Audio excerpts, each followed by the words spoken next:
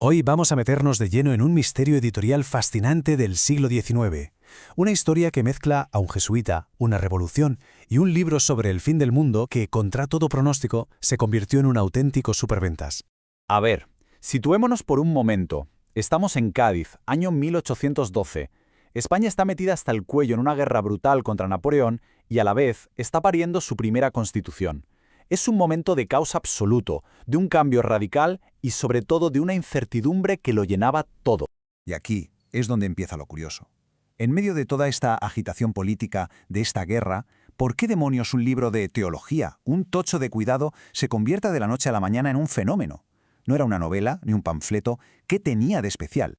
Pues bien, el libro se llamaba La venida del Mesías en gloria y majestad, y su tema no era otro que la segunda venida de Cristo y el juicio final. Sí, como lo oyen, en plena guerra de la independencia la gente estaba leyendo sobre el Apocalipsis. Y el misterio no acaba ahí, ni mucho menos. El autor se escondía tras un seudónimo, Juan Josafat ben Ezra, haciéndose pasar por un judío converso. Y para colmo, la obra era gigantesca, casi 1500 páginas repartidas en 3 volúmenes. ¿Quién le dedicaría tanto tiempo a algo así y por qué conectó tanto con la gente en ese preciso instante? Para entender el porqué de este éxito, tenemos que salir de Cádiz y ver qué se cocía en el resto del continente. Europa estaba literalmente en llamas. Las guerras napoleónicas habían puesto el mapa patas arriba, habían tumbado reyes y habían dejado un rastro de destrucción tremendo. Para la gente de la calle era como si el mundo que conocían se estuviera viniendo abajo. Y eso, lógicamente, crea una ansiedad brutal y una necesidad de encontrar respuestas. Y esta cita, la verdad, lo clava. Este ambiente de crisis total era el caldo de cultivo perfecto para que la gente se volviera hacia las profecías. Por un lado, un miedo real al fin de los tiempos, pero por otro, también la esperanza de que, después de tanta destrucción, viniera algo mejor.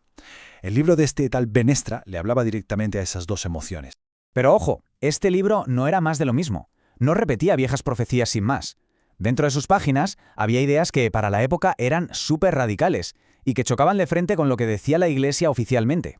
El concepto clave aquí es el milenarismo. ¿Y esto qué es? Pues, explicado de forma sencilla, es creer que Cristo volverá a la tierra antes de que empiece un periodo de 1000 años de paz, y que reinará de forma física aquí, en nuestro mundo. Vamos a desgranarlo un poco. Primero, Cristo vendría antes de ese milenio de paz. Segundo, algo muy polémico entonces, que el pueblo judío se convertiría y sería restaurado. Tercero, que habría 2 resurrecciones, una para los justos al empezar el milenio y otra para el resto al terminar. Y por último, lo más gordo, que el reino de Dios no sería algo solo espiritual, sino un reino literal, físico, aquí en la tierra. Y claro, esto era un torpedo directo a la línea de flotación de la doctrina católica de entonces. La postura oficial, muy influenciada por San Agustín, era que el reino de Dios ya estaba aquí, de forma espiritual, a través de la Iglesia. Decir que el reino todavía tenía que llegar y que además sería físico sonaba casi a herejía. Entonces, si las ideas eran tan controvertidas, ¿quién era el valiente que se atrevía a publicarlas? Pues ha llegado el momento de levantar la máscara. Porque detrás de ese nombre tan enigmático, de un supuesto judío converso, se escondía alguien totalmente distinto, con una historia personal marcada por el dolor y la nostalgia. Su nombre real era Manuel de Lacunza, y no era judío. Era un sacerdote jesuita nacido en Chile. Su historia es la de miles de jesuitas que sufrieron una de las decisiones más drásticas y traumáticas de la corona española.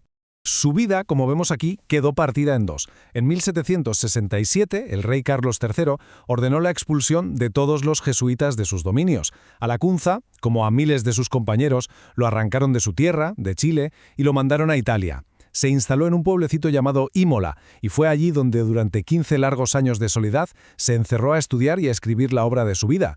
Lo más triste de todo es que murió en 1801 sin llegar a verla publicada. Pero la muerte de Lacunza no fue, ni de lejos, el final de la historia. De hecho, fue solo el principio del increíble viaje de su libro por el mundo. Es que es alucinante pensar esto. Incluso antes de que Lacunza lo terminara, el manuscrito ya se copiaba a mano y circulaba de forma clandestina. Había un hambre tremenda por sus ideas, que corrían como la pólvora entre otros exiliados, curas y pensadores. Y cuando por fin se imprimió, el éxito fue una locura. Quedaos con esta cifra: 9 ediciones diferentes en español en solo 15 años. Para un libro de teología de 1500 páginas en aquella época, eso es el equivalente a un bestseller mundial hoy en día. Y la cosa no se quedó en el mundo hispano, ¡qué va! Como se ven estas portadas, la obra se tradujo al inglés y circularon partes en los principales idiomas europeos. Las ideas de este jesuita exiliado estaban llegando a todas partes. Y aquí vemos el impacto político que tuvo. En Sudamérica, en plenas guerras de independencia, el libro fue un bombazo. Líderes como el general argentino Manuel Belgrano lo vieron como una prueba de que el pensamiento americano estaba a la altura, o incluso por encima, del europeo. Se convirtió en una especie de símbolo de orgullo criollo. Claro, tantísimo éxito y unas ideas tan rompedoras no iban a pasar desapercibidas para la Iglesia. De hecho, fue precisamente esa popularidad la que hizo que la jerarquía lo viera como una amenaza todavía mayor para la doctrina oficial. Y aquí está la sentencia. En 1824, la Santa Sede metió la venida del Mesías en su famoso índice de libros prohibidos. Esto en el fondo demuestra el poder que tenían las ideas de Lacunza. Eran tan influyentes que la institución más poderosa de Europa sintió que tenía que prohibirlas por decreto. Al final, toda esta historia de Lacunza y su libro nos deja con una pregunta flotando en el aire. Su obra, que nació de la soledad del exilio y de la incertidumbre, conectó con millones de personas en una Europa en crisis.